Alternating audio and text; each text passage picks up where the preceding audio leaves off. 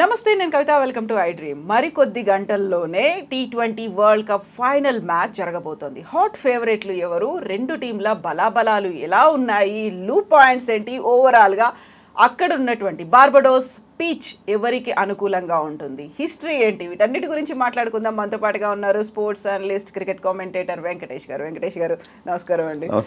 So final concluding స్టేజ్కి అనేది మనం వచ్చేసాము. ఒకవైపు ఇండియా, మరోవైపు సౌత్ ఆఫ్రికా.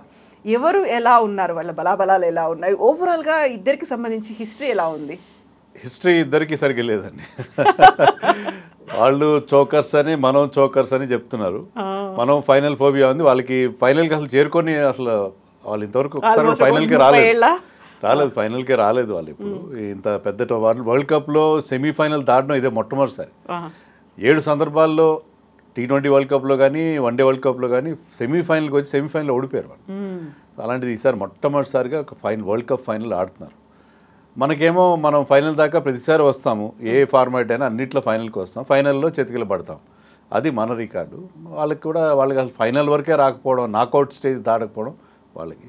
సో రెండు టీమ్స్కి అది కొంచెం ఇబ్బందికరమైన పరిస్థితి. సో ఆ ప్రెషర్ని ఎవరు తట్టుకుంటారు, ఎవరు బెటర్గా ఆడతారు అనేది చూడాలి. అది సో బార్బడోస్ పిచ్ అనేది ఎలా ఉంది? ఇప్పటికీ కూడా మనకి T20 నాకౌట్ మ్యాచ్లు అందులో అయ్యాయి కాబట్టి బార్బడోస్ పిచ్ బెటర్ పిచ్ ఉంటుందండి. మన సెమీఫైనల్ 2 పిచ్లు కూడా చాలా దారుణమైన పిచ్లు చూసాం, బౌలర్ ఫ్రెండ్లీ పిచ్చెస్ చూసాం. కానీ ఇక్కడ మనకి ఇంతవరకు జరిగిన మ్యాచ్లో ఒక 200 కూడా వచ్చింది. ఒక 8 మ్యాచ్లు మనకి ఈ వరల్డ్ కప్లో జరిగినాయి, 200+ స్కోర్ వచ్చింది. ఇండియా ఇక్కడ ఆడింది ఒక మ్యాచ్, ఇండియా ఆఫ్ఘనిస్తాన్ మీద మనం ఆడినప్పుడు 181 చేసాం. 181 డీసెంట్ స్కోర్. అందులో ఆఫ్ఘనిస్తాన్ చాలా మంచి బౌలింగ్ అటాక్ ఉండే టీం. సో ఇక్కడ కాస్త చెప్పుకోదగ్గ స్కోర్స్ వచ్చే అవకాశం ఉంది. సో మరి బౌలర్స్కి పూర్తిగా డామినేషన్, బ్యాటింగ్ చాలా కష్టమైన పరిస్థితి అయితే ఉండకపోవచ్చు అని అనుకుంటున్నాను. అది పరిస్థితి. సో ఇండియాకి కొంచెం బెటర్ కండిషన్స్ ఉంటాయి ఇక్కడ అని ఎక్స్పెక్ట్ చేయొచ్చు. సో రెయిన్ అనేది కూడా ఒకటి థ్రెట్ అనేది అక్కడ కనిపిస్తున్నట్టుంది. సెమీఫైనల్ మ్యాచ్లో కూడా అలాగే అయింది. ఒకవేళ ఇప్పుడు అదైతే రిజర్వ్డే అయితే ఉంది, కాకపోతే ఆ పరిస్థితులు అనేవి ఎలా ఉంటాయి, ఎవరికి అనుకూలంగా ఉంటుంది?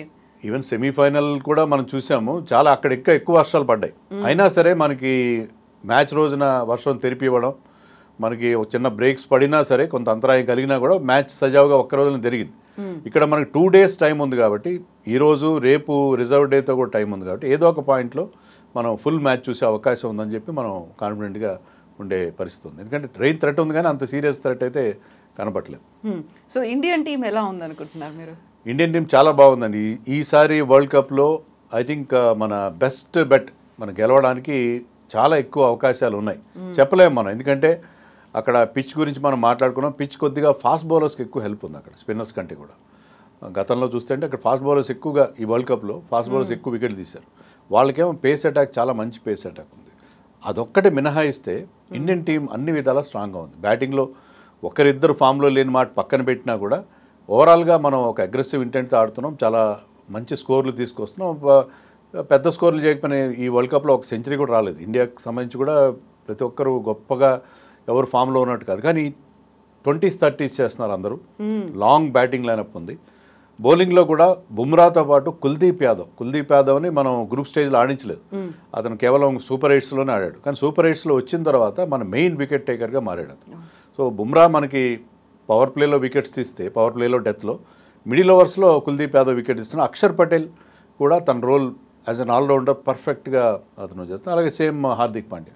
సో అన్ని రకాలుగా మన టీం స్ట్రాంగ్గా ఉంది. లెఫ్ట్ హ్యాండర్స్ ఉన్నారు, లెఫ్ట్ రైట్ కాంబినేషన్ మనకు అవకాశం ఉంది. Arshdeep Singh is the top wicket taker ఈ వరల్డ్ కప్లో. ఈ వరల్డ్ కప్లోనే కాకుండా అసలు T20 వరల్డ్ కప్లో ఒక సింగిల్ ఎడిషన్లో అతన్ని తీసిన వికెట్స్ ఎవరు తీయలేదు. సో మన బౌలింగ్లో కానీ బ్యాటింగ్లో కానీ ఇంత స్ట్రాంగ్గా మనం ఎప్పుడు లేవేమో అనిపిస్తుంది. అంటే ఎలాంటి లోపాలు మనకు కనపట్లేదు. సో ఆ నేపథ్యంలో చూస్తే ఏంటంటే this is our best bet. మన ట్రోఫీల కొరత మనకి ఉన్న మ్యాక్సిమం ఒక కొరత, ఒక డ్రౌట్ ఉన్నది కదా. 11 ఏళ్ళ నుంచి మనం ICC ట్రోఫీకి వెళ్ళలేదు. వరల్డ్ కప్ గెలిచి కూడా మనకి 13 సంవత్సరాలు అయిపోయింది. సో అదంతా మనం ఈసారి తీర్చుకుంటామేమో అని ఒక ఆశ అయితే డెఫినెట్గా ఉంది. లాస్ట్ 2 మ్యాచ్ల నుంచి రోహిత్ శర్మ కూడా ఆడుతున్నాడు, ఒక మంచి పర్ఫార్మెన్స్ అనేది కనిపించింది. కాకుంటే విరాట్ కోహ్లీది. బట్ ఈసారి చూస్తే ముగ్గురు, ఒకవైపు రాహుల్ ద్రావిడ్, మరోవైపు విరాట్ కోహ్లీ, రోహిత్ శర్మ ముగ్గురు ఈ తర్వాత ఇంకా ఆడరు అనేటువంటి స్పెక్యులేషన్స్ కూడా ఉన్నాయి. కాబట్టి సో ఫైనల్గా వాళ్ళ పర్ఫార్మెన్స్ అనేది ఎలా ఉంటుంది అనుకుంటున్నారు? యా ఈ కప్ రోహిత్ కప్ అండి. గెలిస్తేనా ఓడినా గెలిచినా కూడా రోహిత్ శర్మ పర్ఫార్మెన్స్ మాత్రం ఎక్స్ట్రాడినరీ. అంటే అతను మీరు అన్నట్టుగా లాస్ట్ 2 మ్యాచెస్లో ఒక అద్భుతమైన ఇన్నింగ్స్ ఆడడం ఒకటే కాదు, యాజ్ క్యాప్టెన్ చాలా బాగా లీడ్ చేస్తున్నాడు. ఎందుకంటే టీంలో అతను సీనియర్ మోస్ట్ మ్యాన్, ఏజ్ ప్రకారం తీసుకున్న ఎక్స్పీరియన్స్. ఎందుకంటే కోహ్లీ కంటే ముందే అతను ఇండియాకి ఆడాడు. 2007లో మనం first time T20 world cup గెలిచినప్పుడు he was a member of that team. అప్పుడు ఇంకా కోహ్లీ సీన్లోకి రానేలేదు. సో సీనియారిటీ ఉంది, ఒక పెద్దన్నలాగా టీం అందరినీ అతను బాగా లీడ్ చేస్తున్నాడు. సో అతను ఉండాల్సినప్పుడు టఫ్గా ఉంటాడు, లేకపోతే జోకులు వేసుకుంటా ప్లేయర్స్తో అందరితో కూడా చాలా బాగా వాళ్ళ నుంచి ఆ పర్ఫార్మెన్స్ రాబట్టుకుంటున్నాడు. చాలా హెల్దీ అట్మాస్ఫియర్ మనకి అక్కడ కనిపిస్తుంది. So this is definitely Rohit Sharma's cup. Particularly అతను బ్యాటింగ్లో ఏంటంటే అతను పర్సనల్ రికార్డ్స్ కోసం వెళ్ళలేదు. సెంచరీ చేయాలని, సెంచరీ చేసి ఉండొచ్చు, కానీ సెంచరీ చేయకుండా ఒక పెద్ద షాట్ కోసం వెళ్ళి అవుట్ అయ్యాడు 92 మీద. సో అతనికి ఉన్న ప్రత్యేకత ఏంటంటే అతను చాలా చాలా టీం కోసం ఆడుతున్నాడు, టీం కోసం పర్ఫామ్ చేస్తున్నాడు. ఈవెన్ విరాట్ కోహ్లీ కూడా టీం కోసం ఆడుతున్నాడు. విరాట్ కోహ్లీ స్కోర్స్ రాలేదని చెప్పి అందరూ అంటున్నారు, కానీ మీరు చూడండి విరాట్ కోహ్లీ ఏంటంటే పెద్ద షాట్ల కోసం వెళ్ళి అవుట్ అవుతున్నాడు. సో అతను కనుక తన పర్సనల్ స్కోర్ కోసం ఆడాలంటే పవర్ ప్లేలో కాస్త స్లోగా ఆడి తనదైన స్టైల్లో తర్వాత స్కోర్స్ చేసే అవకాశం ఉంటుంది. కానీ పవర్ ప్లే వేస్ట్ చేయకూడదు. విరాట్ కోహ్లీ ఫెయిల్ అవ్వడానికి ప్రధాన కారణం ఏంటంటే మన వాళ్ళు బహుశా ఒక టార్గెట్ పెట్టుకున్నారు, 50 రన్స్ అనే చేయాలి పవర్ ప్లేలో. పవర్ ప్లేలో 10 runs per over చేస్తే అద్భుతంగా ఉంటుంది. పవర్ ప్లేలో ఫీల్డ్ రెస్ట్రిక్షన్స్ ఉంటే దాన్ని ఉపయోగించుకోవాలి, ఎక్కువ రన్స్ పవర్ ప్లేలో చేయాలి, మంచి ప్లాట్ఫామ్ క్రియేట్ చేస్తే ఆ తర్వాత మనం దాని మీద బిల్డ్ చేసుకోవచ్చు అనే ఒక టెంప్లెట్తో, ఒక స్ట్రాటజీతో వెళ్తున్నారు. దానికోసం విరాట్ కోహ్లీ తన ఇండివిజువల్ స్కోర్స్ పక్కన పెట్టి షార్ట్స్ ఎప్పుడు కొట్టని షార్ట్స్ కొడుతున్నాడు. హై రిస్క్ గేమ్ ఆడుతున్నాడు. రాహుల్ ద్రావిడ్ కూడా అదే చెప్పాడు, Virat Kohli high risk game ఆడుతున్నాడు, ఆడినప్పుడు కొన్నిసార్లు అది క్లిక్ అవుతుంది, కొన్నిసార్లు కాదు. సో అదే అతను చేస్తున్నాడు కాబట్టి దాని గురించి మనం అతని ఫామ్ గురించి వరి అవ్వాల్సిన అవసరం లేదు. ద్రావిడ్ కానీ రోహిత్ శర్మ కానీ చెప్పింది ఏంటంటే he's saving his best for the final. So ఫైనల్లో అతను చేస్తాడంటున్నారు. సో మీరు అన్నట్టుగా అది ఎమోషనల్ మూమెంట్. ద్రావిడ్కి కావచ్చు, ద్రావిడ్ గురించి డూ ఇట్ ఫర్ ద్రావిడ్ అని ఒక హ్యాష్ ట్యాగ్ కూడా రన్ అవుతా ఉంది ట్విట్టర్లో. ద్రావిడ్ కోసం కావచ్చు, రోహిత్ కోసం కావచ్చు, విరాట్ కోహ్లీ కోసం కావచ్చు, అందరూ పట్టుదలగా ఉన్నారు. ఈసారి ఎలాగైనా 2 సార్లు ఇదే ద్రావిడ్ రోహిత్ కాంబినేషన్లోనే మనం ఒక ఏడాది వ్యవధిలో టెస్టుల్లో, వన్డేల్లో కూడా ఫైనల్ ఆడాం, అక్కడ మిస్ అయ్యాం. కానీ ఈసారి మిస్ అవ్వకూడదన్న పట్టుదలతో అందరూ ఉన్నారు. ఖచ్చితంగా ఈసారి మిస్ అవ్వరని అనుకుంటున్నారు. మిస్ అవ్వకూడదు కూడా, వాళ్ళ కోసం కాదు, ఇండియన్ ఫ్యాన్స్ కోసం కూడా. ఇప్పుడు ఇండియన్ టీం చూడండి మీరు, ఇండియన్ టీం ఎంత బాగుంది. మనకి ఫైనాన్షియల్గా ప్రాబ్లం లేదు, బ్రహ్మాండంగానే ఇన్ఫ్రాస్ట్రక్చర్ ఉంది, మంచి మంచి కోచ్లు ఉన్నారు. సో మనకి బోల్డంత టాలెంట్ ఉంది ఇంత పెద్ద దేశంలో, బ్రహ్మాండమైన స్టేడియంస్ ఉన్నాయి, కానీ ట్రోఫీలు లేవు. ఎన్నో సంవత్సరాలుగా మనకి ట్రోఫీలు అన్నీ ఉన్నాయి. టెస్టుల్లో యూఆర్ నెంబర్ 1, వన్డేల్లో యూఆర్ నెంబర్ 1, T20లో నెంబర్ 1, ఫైనల్ వరకు వెళ్తారు ప్రతి టోర్నమెంట్లో, ఫైనల్లో ఓడిపోతారు. సో ఇది ఏంటిది, వాట్ ఈస్ హ్యాపెనింగ్ యాక్చువల్లీ? మీకు ఎలాంటి లోటు లేదు టీంలో, అన్ని రకాలు బాగుంది, కానీ మనకి ట్రోఫీలు రావట్లేదు. సో ఇది ఏదో ఒక పాయింట్లో ఈ డ్రౌట్ అనేది ఎండ్ కావాలి. I think this is the point. This is where we are going to put a full stop. ఈ ట్రోఫీల కొరత అనేది, ఐసీసీ ట్రోఫీల కొరత అనే దానికి ఇక్కడ మనం ఫుల్ స్టాప్ పెడతాము అని చెప్పి మనకు అనిపిస్తుంది. Then what about South Africa అండి? ఆ మ్యాచ్ చూస్తే ఎలా అనిపిస్తోంది అక్కడ? సౌత్ ఆఫ్రికా కూడా చాలా స్ట్రాంగ్గా ఉంది టీం, చాలా స్ట్రాంగ్గా ఉంది. బౌలింగ్లో చాలా స్ట్రాంగ్గా ఉంది. రబాడా కానీ, మార్క్ యాన్సన్, నోకియా చాలా మంచి ఫామ్లో ఉన్నారు. స్పిన్నర్స్ కూడా మంచి స్పిన్నర్స్ ఉన్నారు. కానీ బ్యాటింగ్లో వాళ్ళకి అందరూ ఫామ్లో లేరేమో అనిపిస్తుంది. ఈవెన్ హెన్రిక్ క్లాసన్, మన ఐపీఎల్ సన్ రైజర్స్ బ్యాట్స్మెన్, అతను ఫినిషింగ్ టచ్ చేస్తున్నాడు, పెద్దగా రన్స్ చేసింది లేదు అతను కూడా. వాళ్ళ కెప్టెన్ మార్క్రమ్ కానీ, డికాక్ ఒక 2 మ్యాచ్లు బాగా ఆడాడు. సో వాళ్ళ బ్యాట్స్మెన్ అంత గొప్ప ఫామ్లో అయితే లేరు, అదైతే మనం ఒప్పుకొని తీరాలి. సో అదొక్కటే వాళ్ళకి కొంచెం ప్రాబ్లం ఉంది. కానీ వాళ్ళకు కూడా ఇది మొదటిసారి, వాళ్ళు కూడా చాలా కసి మీద ఉన్నారు. వాళ్ళు కూడా ఏదో రకంగా ట్రోఫీ గెలవాలి. అనేక సందర్భాల్లో సెమీఫైనల్కి రావడం, అక్కడ ఏదో వర్షం కారణంగానో లేకపోతే మరో కారణంగానో వాళ్ళకి డిసప్పాయింట్మెంట్ ఉండడం. ఎందుకంటే అది కూడా చాలా అద్భుతమైన ప్లేయర్స్ అక్కడ మనం చూసాం. జాంటీ రౌడ్స్ కావచ్చు, Hansie Cronje, Shaun Pollock, Allan Donald, Dale Steyn, not to forget AB de Villiers, గొప్ప గొప్ప ప్లేయర్స్ ఆ దేశం ప్రొడ్యూస్ చేసింది. వాళ్ళకు కూడా ఇదే ప్రాబ్లం ఉంది. మంచి ప్లేయర్స్, టాలెంట్ ఉంది, ట్రోఫీల్లో. మనకు కనీసం 3 వరల్డ్ కప్స్, 2 వరల్డ్ కప్స్ అయినా ఉన్నాయి, 3 వరల్డ్ కప్స్ వెళ్ళాము, 3 వరల్డ్ కప్స్ ఉన్నాయి. వాళ్ళకి ఒక్క వరల్డ్ కప్ కూడా లేదు. సో 2 దేశాలు we're all sailing in the same boat. So వాళ్ళు కూడా చాలామంది ఫ్యాన్స్ ఏమంటున్నారంటే ఇండియా ఓడిపోయిన ఈసారి ఎక్కువ ఫీల్గా మేము, ఎందుకంటే సౌత్ ఆఫ్రికా కూడా పాపం వాళ్ళు కూడా ట్రోఫీ దక్కాల్సిన అవసరం ఉందని చెప్పి కొంచెం వాళ్ళ మీద కూడా కొంత సాఫ్ట్ కార్నర్ అనేది మన ఫ్యాన్స్కి ఉంది. అవును, ఇంతకాలం చూసినా పాకిస్తాన్ కావచ్చు, ఆస్ట్రేలియా, ఇంగ్లాండ్ వీళ్ళ మీద ఉన్నంత దానికి కసి అనాలా, కోపం అనాలా, రివెంజ్ తీసుకున్నారనాలా, దీనికంటే కూడా సాఫ్ట్ కార్న్ అనేది, ఒక ఫ్రెండ్లీ నేచర్ అనేది సౌత్ ఆఫ్రికా మీద కనిపిస్తోంది. ఇండియన్ ఫ్యాన్స్, ఎస్, రెండు ఫ్యాన్స్ ఇద్దరు కూడా, రెండు టీములు కూడా ఎక్కడా ఓడిపోకుండా అన్బీటబుల్గా ఫైనల్ దాకా వచ్చారు. బట్ ఆ ఫ్రెండ్లీ నేచర్ని ఎలా చూడొచ్చు అంటారు మన వాళ్ళు ఇంత ఫ్రెండ్లీగా టువర్డ్స్ సౌత్ ఆఫ్రికా మీద ఉండడం? ఐపీఎల్లో కూడా కలిసి ఆడతారు. ఇప్పుడు సన్ రైజర్స్ ఫ్యాన్స్ అందరికీ Markram and Klaasen, Marco Jansen. So Sunrisers team mostly South African team లాగా ఉంటుంది, చాలామంది సౌత్ ఆఫ్రికన్ ప్లేయర్స్ ఉన్నారు. సో వాళ్ళకి ఐపీఎల్లో వీళ్ళందరూ ఆడతారు, ఎక్సెప్ట్ షంసీ లాంటి ఒకరిద్దరు తప్ప వీళ్ళందరూ ఐపీఎల్లో ఆడతారు. Even de Kock and Rohit Sharma చాలా సంవత్సరాలు ముంబై ఇండియన్స్ కలిసి ఓపెనింగ్ కూడా చేశారు. సో ఆ ఫ్రెండ్లీ నేచర్ ఉంది, కానీ ఒక్కసారి మైదానంలో దిగిన తర్వాత ఆటోమేటిక్గా ఆ రైవలరీ అనేది వస్తుంది. బట్ మీరు అన్నట్టుగా సాఫ్ట్ కార్నర్ అయితే ఖచ్చితంగా ఉంది మన ఫ్యాన్స్ విషయంలో సౌత్ ఆఫ్రికా మీద. సో ఈ ఎక్స్పెరిమెంట్స్ అలాంటివి అయితే ఏం లేకుండా రెండు టీమ్స్ యాజ్ ఇట్ ఈస్గా వెళ్తున్నట్టు మన టీంలో శివం దుబే మీద వేటు పడతాయని కొన్ని వార్తలు వస్తున్నాయి, కానీ ఐ డోంట్ థింక్ సో. ఎందుకంటే వాళ్ళకి ప్రధానమైన స్పిన్నర్ ఎవరంటే Keshav Maharaj left arm spinner. So left arm spinners ఎప్పుడు కూడా లెఫ్ట్ హ్యాండ్ బ్యాట్స్మెన్కి బౌలింగ్ చేయడానికి ఇబ్బంది పడతారు. సో ఒక లెఫ్ట్ హ్యాండర్ ఎందుకు త్యాగం చేసి సంజు శాంసన్ తీసుకొస్తారు? సో శివం దుబేని ఒక డిఫరెంట్ రోల్లో యూజ్ చేసుకుంటారని అనుకుంటున్నాను నేను. ఎప్పుడైతే ఆ మిడిల్ ఓవర్స్లో స్పిన్నర్స్ బౌలింగ్ వేస్తారో ఆ టైంలో అతన్ని లాస్ట్ టైం చాలా లేట్గా పంపించారు, ఈసారి కాస్త ఎర్లీగా పంపించి లెఫ్ట్ ఆర్మ్ స్పిన్నర్ బౌలింగ్ వేసినప్పుడు అతని మీద ఎదురు దాడి చేయడం కోసం వాడతారు. ఈ స్టేజ్లో సంజు శాంసన్ తీసుకురావాలని కొంతమంది అంటున్నారు, కానీ సంజు శాంసన్ ఇంత లేట్ స్టేజ్లో ఒక్క మ్యాచ్ కూడా ఆడని ప్లేయర్ని ఫైనల్లో తీసుకురావడం అనేది జరుగుతుందని ఒక డౌటు. రెండోది యశస్వి జైస్వాల్ చేత ఓపెన్ చేయించి కోహ్లీని నెంబర్ 3లో ఆడించవచ్చు కదా.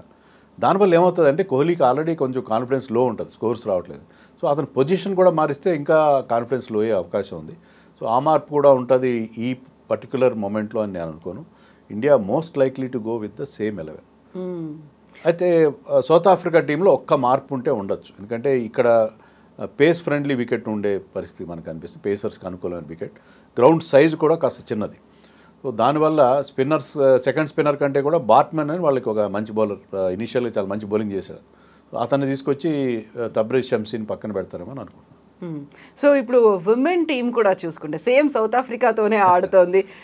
వన్డే సిరీస్లు 3-3 గెలుచుకున్నట్టుంది, 3-0 అయింది. అప్పుడు టెస్ట్ మ్యాచ్ కూడా ఉంది. ఆ పర్ఫార్మెన్స్ ఎలా అనిపిస్తుంది మీకు? ఎక్స్ట్రాడినరీగా ఉంది. ఒక రోజులో 500 పైగా రన్స్ కొట్టడం, fastest double century Shafali Varma, అలాగే స్మృతి మందాన అయితే వన్డేలో ఉన్న ఫామ్ ఇక్కడ కంటిన్యూ చేస్తుంది. సో చాలా బాగా పర్ఫామ్ చేస్తున్నారు. South Africa is not a week team, మీరు ఏదో చిన్న టీం కాదు. South Africa, New Zealand, Australia, England ఇవన్నీ కూడా చాలా స్ట్రాంగ్ టీమ్స్.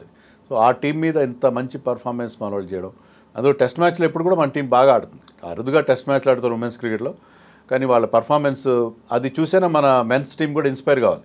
సౌత్ ఆఫ్రికా అంత చిత్తుగా మన ఉమెన్స్ టీం ఓడిస్తుంది కాబట్టి అది చూసి వీళ్ళు ఇన్స్పైర్ కావాలని మనం ఎక్స్పెక్ట్ చేయాలి. ఇప్పుడు మ్యాచ్ అవుతున్న టైంలో ఒక విన్నింగ్ ఛాన్సెస్ ఎలా ఉన్నాయి అని ఒక పర్సెంటేజెస్ ఇస్తూ ఉంటారు కదా, విన్ ప్రెడిక్టర్ తో మారుతూ ఉంటాయి, ప్రతి బాల్ కి ప్రతి ఓవర్ కి మారుతున్నప్పుడు.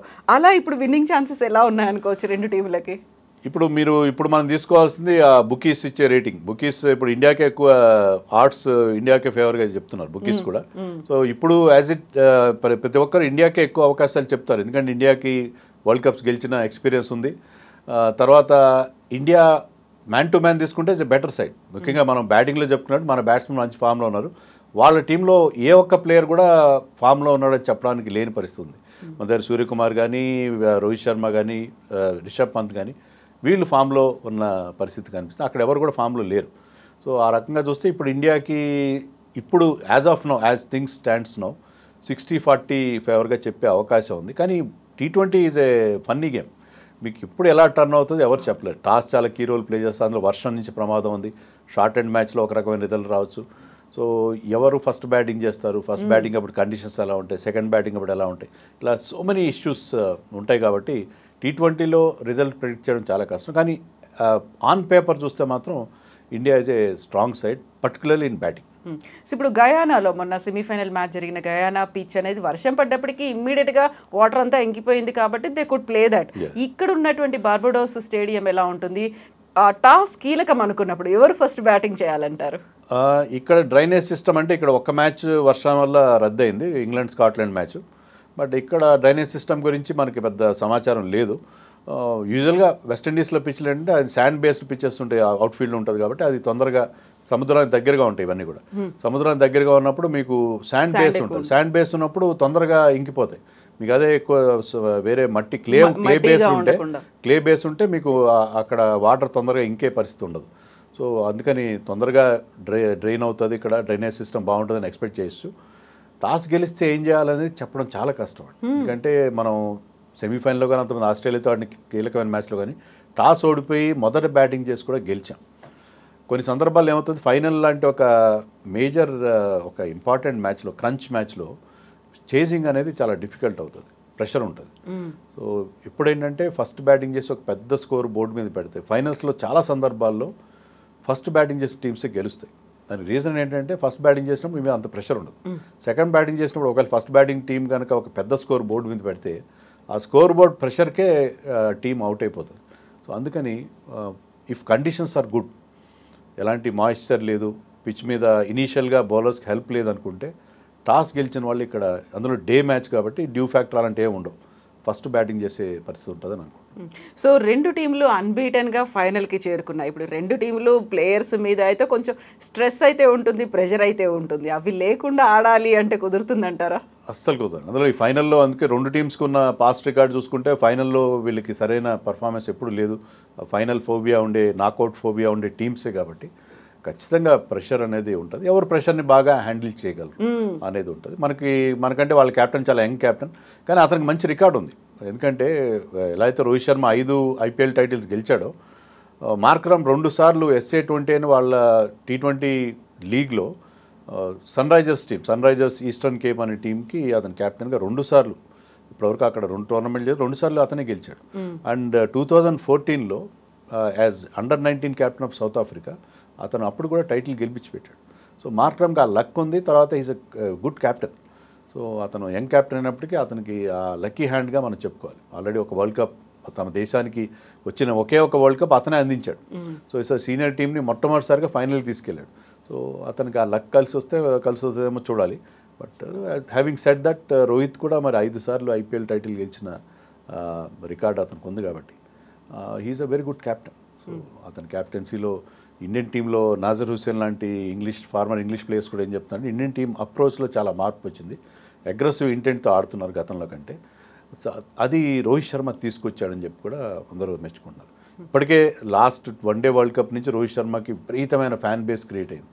గతంలో ఎప్పుడు లేనంతగా అతనికి ఒక ఫ్యాన్స్ డెవలప్ అయ్యారు. ఇక్కడ కనుక రోహిత్ శర్మ గెలిస్తే ఐ థింక్ విరాట్ కోహ్లీతో పోటీ పడచ్చు అతను ఫ్యాన్ బేస్ విషయంలో. ఫ్యాన్ బేస్ విషయంలో నిజంగానే ఇప్పటిదాకా వరల్డ్ కప్ ఏం గెలుచుకున్నారు, విరాట్ కోహ్లీ మీద అయితే ఆ ప్రెషర్ అయితే ఉంటుంది.